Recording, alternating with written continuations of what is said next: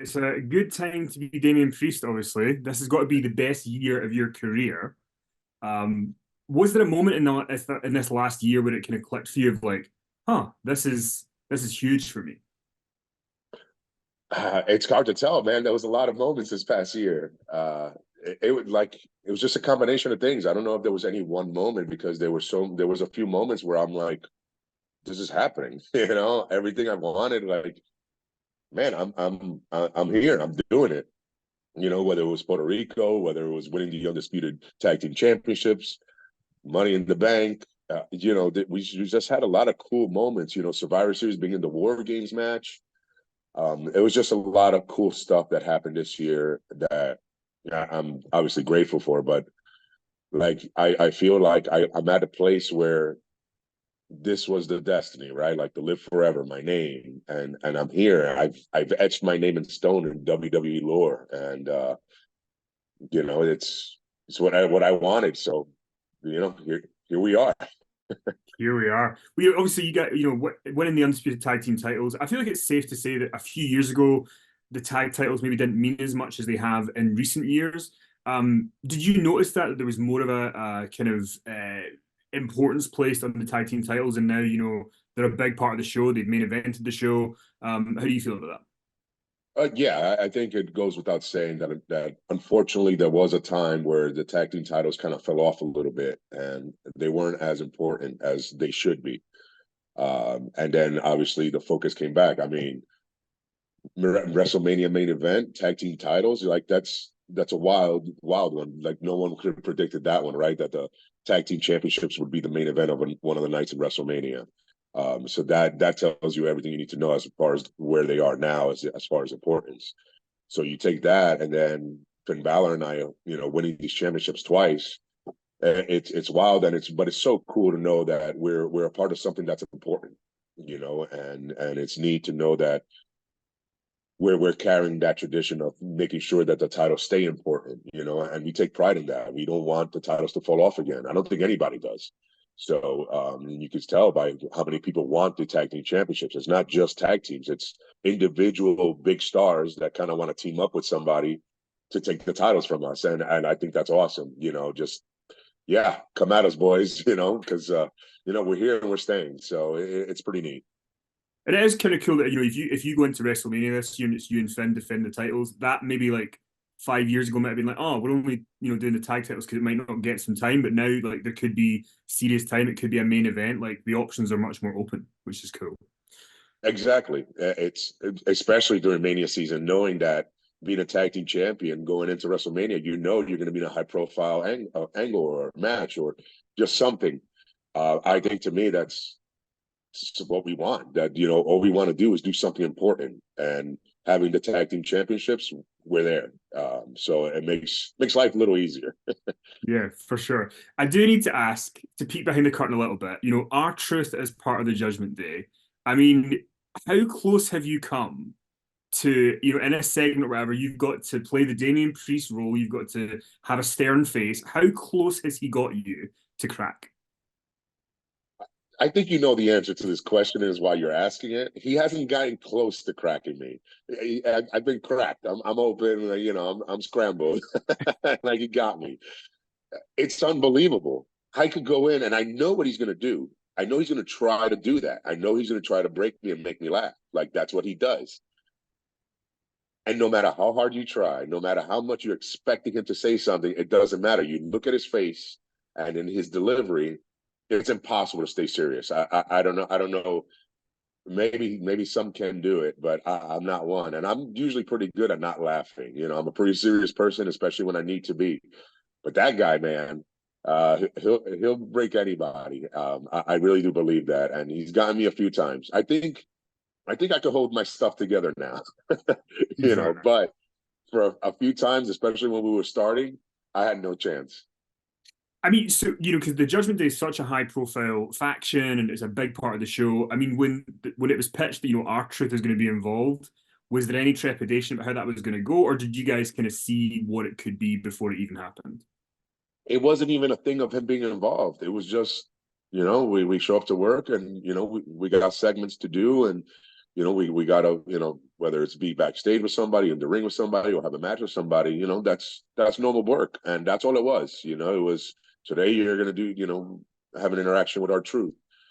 And we did, and then it wasn't supposed to be anything. But I was like, this is good. Immediately, I knew it was good. And I said something, and then, one thing led to another. And I don't think any of us thought it was going to go this far. I don't think any of us thought we'd still be interacting. I like I said, it was just one of those things. We show up to work and we just got a job to do. And I thought maybe extend it for one more week, have a match, and that's it. And here we are. What is it? A couple months later, and our truth's still throwing money around, and it's. I think everybody's having fun with this. The fans, obviously us backstage, everybody's having a lot of fun with this, and it's one of those things that happens organically that we're just like, this is what we love about the business, the unpredictability of it, and usually especially when it works in a positive way. Well, speaking of unpredictability, I want to get your take, being a top WWE superstar. Obviously, as we record this, the big WrestleMania press conference has not happened yet, but The Rock returned last week on Friday, and it's kind of divided some of the fan base. Some people are really happy to see Rock back. Some people are unhappy that he's potentially taken a spot from Cody Rhodes. How do you see his return? What have your thoughts been? I'm excited either way. Like, the idea that this is so, like, everybody's so enamored with what's going to happen, and I think that's been missing for a while.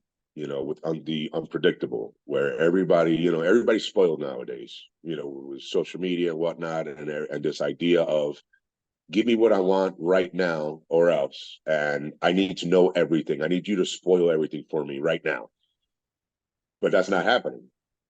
In fact, we don't know what's going to happen, and that's what's driving everybody mad. And I love it. It's just, whether people are chanting one thing or another, they're chanting and they're tuning in, and it's exciting. And the idea of, maybe my chant will win over somebody else's chant. It's awesome. This is the business. That feeling of excitement, not knowing what's going to happen, and hopefully your way will triumph over the other way. And whether you boo or cheer, it's all the same. You're going to be entertained. It's going to be awesome. So even this press conference, like, I'm going to watch, because I don't even know what's happening, and it's exciting. Like, I feel like I'm a full-fledged fan again. It's the best feeling, and I think this is good for everyone. The Bloodline, obviously a big faction on SmackDown, and it's fair to say that maybe over the last few months, with Roman not being around, the Bloodline not maybe been as hot as they were before. The Judgment Day are super hot. Do you think long term about how long you want the Judgment Day to go, and do you think that you guys will kind of know when it's time to start winding it down? Is that in your mind yet? No, I think right now the only thing we're thinking is, better tomorrow than we were today. That's the mentality. We don't have an end in sight yet. There's no light at the end. Right now, we're just cruising, and taking whatever we can, whenever we can. No, I just look at the Bloodline, and I see how they've kind of winded down, and we're going up, and that's all we want to keep doing right now. We'll figure out the future later, but right now we're in it to dominate. We're in it to take over every program that we're on, and be the number one act on every show. And as if you don't get enough praise at the moment right now from everybody, Rhea Ripley was praising you recently for saying it's your fault, or you're not your fault. You are the person behind the mommy thing, because you wouldn't let her be called Pappy. Were you aware so much that you are basically the guy behind that name? Yeah, well, and it was a cool way, the way we were doing it. It was, obviously when, Dom started, when he joined the Judgment Day, and she was kind of like, his boss in a way. It was like, and we were doing talking about Eddie and whatnot, and it was like, you know what? You should start calling yourself Poppy. So that was the first idea, like, I am Poppy, and stuff like that. But obviously, that's Eddie Guerrero. So it was like, well, we can't really just do that, because that's his thing, and that's completely being somebody else. So I was like, easy fix, mommy. And it was like, there's been no, like, we'd had the Mamacita, but not mommy. Mm-hmm. And pitched it, and she said it. I think she said it one time or something, and it took off. There were signs everywhere, mommy, mommy, mommy, and it was like, that's the one.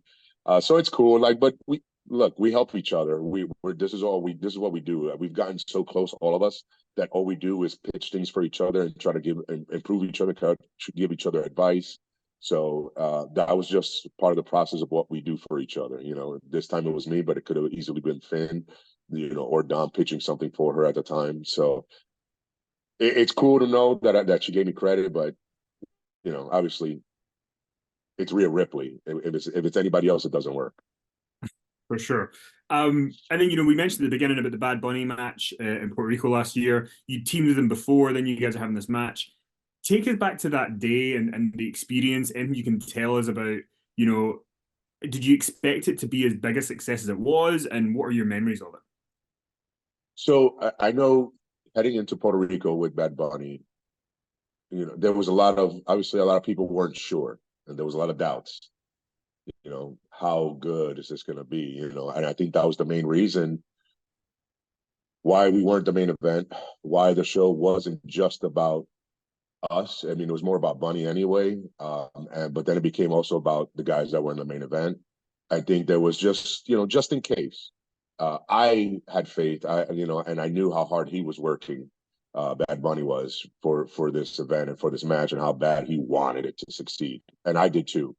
For a lot more reasons than just having a normal match. It was about representing our culture, our heritage, just Latinos and Hispanics all around the world. That it made us kind of put a chip on our shoulder, and it was like, okay, we're gonna shock the world right now. Like, nobody's expecting this to be, at most, oh, that was okay.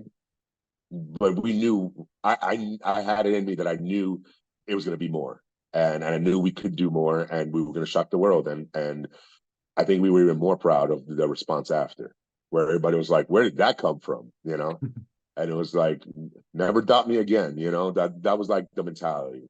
So it was special all around. I'm glad it was a success.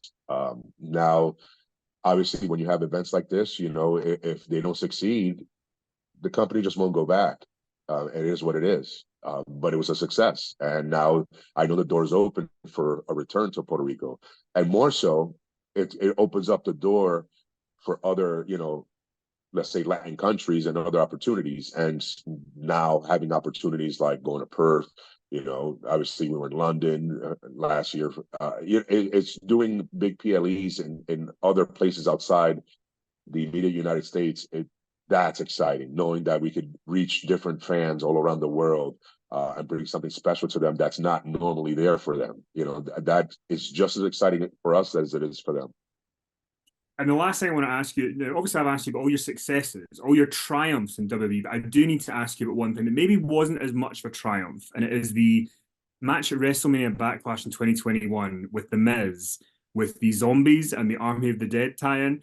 And Yep. I mean, what was your reaction? What was your reaction at the time doing the match, and what was your reaction to the feedback from people after the match? I knew the feedback, what it was going to be. It's hard when you do something different. People, they're accustomed to one way, and some are open to change, but most aren't. Just in general, that's what it is. For me personally, fighting zombies was one of the coolest things I've ever done. I'm a big zombie fan, like zombie movies and everything. I loved Army of the Dead. So for me, getting to fight zombies while I was doing it, I was like, this is pretty cool. I know most people disagree with me, but they weren't in my shoes in that moment when you see these professionally done up zombies coming at you, and just me kicking them and doing wrestling. I mean, it's ridiculous, but it was very cool. I loved it. So, but I understand the feedback because it's just not the norm of what we do, and I get it. I sympathize with like the purists that were like, this is not what we want to see, and I get it. But sometimes it enhances everything else that much more. You see that, and then you see a great match that follows right after. It enhances that match even more. So there's different ways to look at it, and I'm proud that we did that.